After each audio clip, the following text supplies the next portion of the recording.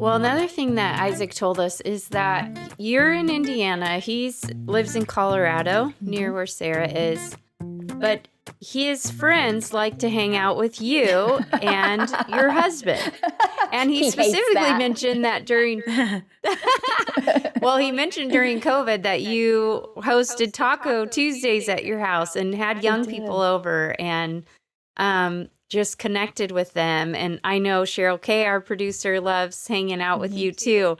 So we have with our audience, of course, a diverse audience, but we have young women who listen to this podcast. And so we know your heart is with young people, and that, of course, it started as a teacher and has continued really as a teacher.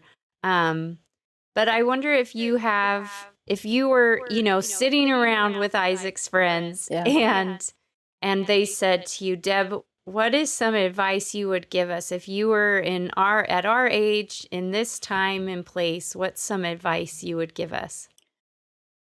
Wow. I would say, just be open to what God has for you, job-wise, career-wise. Don't hold on to your plan so tightly that God doesn't have room to work. Going back to my own life, like I said beforehand, everything that has brought me a lot of joy in my life were things that was not in my plan. It wasn't like any of them were big dreams of mine. This is what I want to do or whatever. It was things that God put in my place by people that I met or just situations that occurred, and just being able to shift well with what God puts in front of you. And I'm not like super adventurous. I don't like surprises. I kind of like to know how things play out, but that's not really, in a way, how we've lived our life. We've always lived our life just taking, chances on things and just being open to what direction we need to go.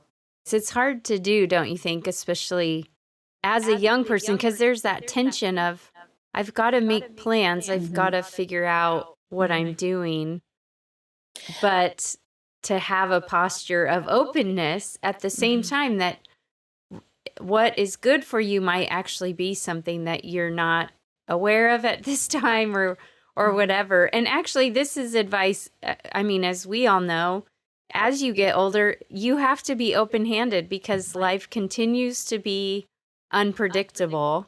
But maybe just, even unpacking that openness, like how have you, when you've come to times like cancer, like being in that debt, how do we have an open posture where we say, okay, God, I'm accepting this as something I hadn't planned on, but so maybe talk through how we can, even for me, how I can have a posture that's more open-handed to the plans that sometimes I don't want.